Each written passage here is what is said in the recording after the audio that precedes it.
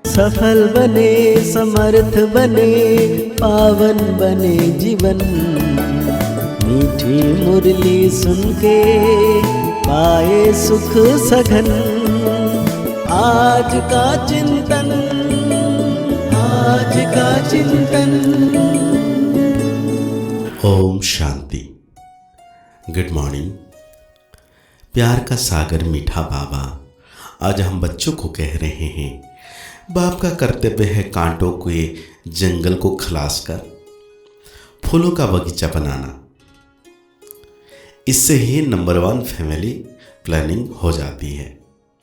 साथ में आज हम बच्चों को बाबा पूछ रहे हैं, फैमिली प्लानिंग का फर्स्ट क्लास शास्त्र कौन सा है और कैसे? बाबा कहते हैं गीता है फैमिली प्लानिंग का फर्स्ट क्लास शास्त्र, क्योंकि गीता द्वारा ही बाप ने अनेक अधर्म विनाश कर एक धर्म स्थापना किया। गीता में ही भगवान के महावाक्य हैं, काम महाशत्रु है। जब काम शत्रु पर जीत पा लेते हो तो फैमिली प्लानिंग स्वतः हो जाती है। यह एक बाप का ही काम है, किसी मनुष्य का नहीं। बाबा कहते हैं, शिव भगवान उवाच, बाप बैठ रूहानी बच्चों को समझाते हैं, इस दुनिया को तो आसुरी दुनिया जरूर कहेंगे, नई दुनिया को दैवी दुनिया कहेंगे। दैवी दुनिया में मनुष्य बहुत थोड़े रहते हैं। अब यह राज भी किसी को समझाना चाहिए, जो फैमिली प्लानिंग के मिनिस्टर होते हैं उन्हों को समझाना चाहिए। बोलो, फैमिली प्लानिंग की ड्यूटी तो गीता के कथन अनुसार एक बाप की ही है। गीता को तो सब मानते ही हैं। गीता है ही फैमिली प्लानिंग का शास्त्र। गीता से ही बाप नई दुनिया की स्थापना करते हैं। यह तो ऑटोमेटिकली ड्रामा में उनका पाठ नोंधा हुआ है। बाबा कहते हैं, अपने को देवी देवता धर्म का ही कहेंगे। बाप ही आकर आदि सनातन देवी देवता धर्म की स्थापना करते हैं, अथवा प्योर नेशनलिटी की स्थापना करते हैं। गीता में भगवान साफ बतलाते हैं, मैं आता ही हूं एक धर्म स्थापना करने। यह बाप की ही प्लानिंग है। देखने से ही दिल खुश हो जाए। लक्ष्मी नारायण को देखने से तुम्हारी दिल खुश होती है ना? वहां तो यथा राजा रानी तथा प्रजा सब फर्स्ट क्लास होते हैं। तो यह फैमिली प्लानिंग की युक्ति ड्रामा में नोंद हुई है। तुम बच्चों को समझाना है, पारलौकिक बाप तो सत्ययुगी प्लानिंग फर्स्ट क्लास करते हैं, कांटों के जंगल को ही खलास कर देते हैं। इस सारे भंवर को आग लग जाती है। यह धंधा तो बाप का ही है। तुम कुछ भी नहीं कर सकते हो, कितनी भी मेहनत करो सक्सेसफुल कोई हो ना सके। बाप कहते हैं, जिस काम विकार को तुम अपना मित्र समझते हो वो बड़ा भारी दुश्मन है। बहुत हैं जो उनके मित्र बन जाते हैं, बाप ऑडियंस निकालते हैं। तुम इस पर विजयी पहनो, तुम समझाओ। बाप कहते हैं, काम महाशत्रु है। बेचारों को पता ही नहीं कि फैमिली प्लानिंग कैसे चल रही है। यह तो कलप कलप बाप करते हैं ड्रामा अनुसार, फिर यह होना ही है। सत्युग में बहुत थोड़े मनुष्य होते हैं, इसमें फिक्र की कोई बात नहीं। बाप प्रैक्टिकल में यह काम कर रहे हैं। वो लोग कितना माथा मारते हैं। एजुकेशन मिनिस्टर को भी समझाओ, अभी के कैरेक्टर्स कितने खराब हैं, परंतु देवताओं के कैरेक्टर्स कितने अच्छे थे। तुम बेपुरवाह होकर वाणी चलाओ। बोलो, यह कोई तुम मिनिस्टर का काम नहीं है, यह तो ऊंचे से ऊंच बाप का काम है। बाबा ने कहा है, यह लक्ष्मी नारायण का चित्र हमेशा फ्रंट में रखो और बत्तियां आदि खूब लगाओ। प्रभात फेरी में यह ट्रांसलेट का चित्र हो जो एकदम क्लियर कोई भी देख सके। बोलो, हम यह फैमिली प्लानिंग कर रहे हैं। यथा राजा रानी तथा प्रजा, डीटी डिनाइस्टी की स्थापना हो रही है, बाकी सब विनाश हो जाएंगे। बाबा कहते हैं पुरानी चीज को नया बना देते हैं। बाप नई दुनिया की स्थापना कर पुरानी का विनाश कर देते हैं। यह ड्रामा में नुंद है, समझाना चाहिए। बहनों और भाइयों, इस सृष्टि चक्र के आदि मध्य अंत को तुम नहीं जानते हो। बाप बतलाते हैं सतयुग आदि में ना इतने मनुष्य होते हैं, ना फैमिली प्लानिंग आदि की बात ही करते हैं। पहले तुम सृष्टि के आदि मध्य अंत को आकर समझो। सदगति दाता बाप ही है।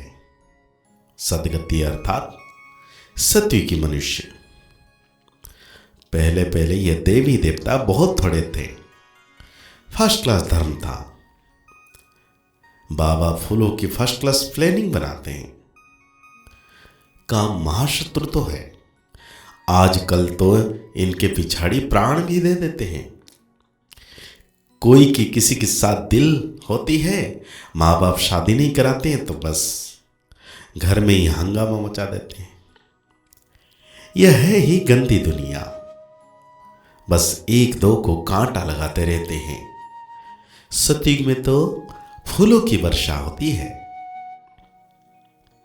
तो बाबा कहते हैं ऐसे ऐसे विचार सागर मंथन करो। बाबा इशारा देते रहते हैं, तुम इनको रिफाइन करो। तुम बच्चों को अब यह ईश्वरीय धंधा करना चाहिए। सबको समझाना चाहिए सब आसुरी नींद में सोए पड़े हैं, उनको जगाना चाहिए। गोरा बनकर औरों को भी बनाए तो बाप का प्यार भी जाए। सर्विस ही नहीं करेंगे तो मिलेगा क्या? कोई बादशाह बनते हैं तो जरूर कोई अच्छे कर्म किए हैं, ये तो कोई भी समझ सकते हैं। यह राजा रानी है, हम दास दासियां हैं, तो जरूर आगे जन्म में कर्म ऐसे किए हैं। बुरे कर्म करने से बुरा जन्म मिलता है। कर्मों की गति तो चलती रहती है। अब बाप तुमको अच्छे कर्म सिखलाते हैं, वहां भी ऐसे जरूर समझेंगे कि अगले जन्म के कर्म के अनुसार ऐसे बने हैं। बाकी क्या कर्म किए हैं वो नहीं जानेंगे। कर्म गाए जाते हैं। जितना जो अच्छे कर्म करते हैं वो उच्च पद पाते हैं। उच्च कर्म से ही ऊंच बनते हैं। अच्छे कर्म नहीं करते तो झाड़ू लगाते हैं, भारी ढोते हैं। कर्म का फल तो कहेंगे ना, कर्म की थ्योरी चलती है। श्रीमत से अच्छे कर्म होते हैं। कहां बादशाह, कहां दास दासियां। बाप कहते हैं अब फॉलो फादर, मेरी श्रीमत पर चलेंगे तो उच्च पद पाएंगे। बाप साक्षात्कार भी कराते हैं। यह मम्मा बाबा बच्चे इतने ऊंच बनते हैं, यह भी कर्म है ना। बहुत बच्चियां कर्म को समझती नहीं हैं। तो बाबा आज हम बच्चों को धारणाओं के लिए कहते हैं, जो जीवन में पुरुषार्थ कर हमें आगे बढ़ना है। बाबा कहते हैं अपनी अवस्था सदा एक रस अडल बनाने के लिए किसी के भी नाम रूप को नहीं देखना है। भाई भाई को देखो, दृष्टि को पावन बनाओ, समझाने में रुहाब धारण करो। बाप का प्यार पाने के लिए बाप समान धंधा करना है। जो आसुरी नींद में सोए हुए हैं उन्हें जगाना है। गोरा बनकर दूसरों को बनाना है। तो आज बाबा हम बच्चों को वरदान दे रहे हैं, अपने सरल स्वभाव और शुभ भाव द्वारा भोलेनाथ बाप के प्यार का अनुभव कराने वाले आकर्षण मूर्त भव। भोलानाथ बाप को सबसे प्रिय भोले बच्चे हैं। भोले अर्थात जो सदा सरल स्वभाव, शुभ भाव और स्वच्छता संपन्न मन और कर्म दोनों में सच्चाई और सफाई वाले हैं। ऐसे बच्चे आकर्षण मूर्त बन बाप को भी अपने ऊपर आकर्षित करते हैं। भोलानाथ बाप ऐसे सरल स्वभाव वाले भोले बच्चों के गुण की माला सिमरण करते हैं। भगवान को भोलापन प्यारा है। आप बच्चों ने अपने भोलेपन से ही भगवान को मोह लिया, उन्हें अपना बना लिया। अपने चेहरे और चलन से गुण व शक्तियों की गिफ्ट बांटना ही शुभ भावना, शुभ कामना है। ये था आज का स्लोगन कि अपने चेहरे और चलन से गुण व शक्तियों की गिफ्ट बांटना है।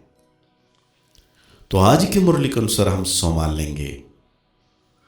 मैं रूहानी आकर्षण मूर्त आत्मा हूं।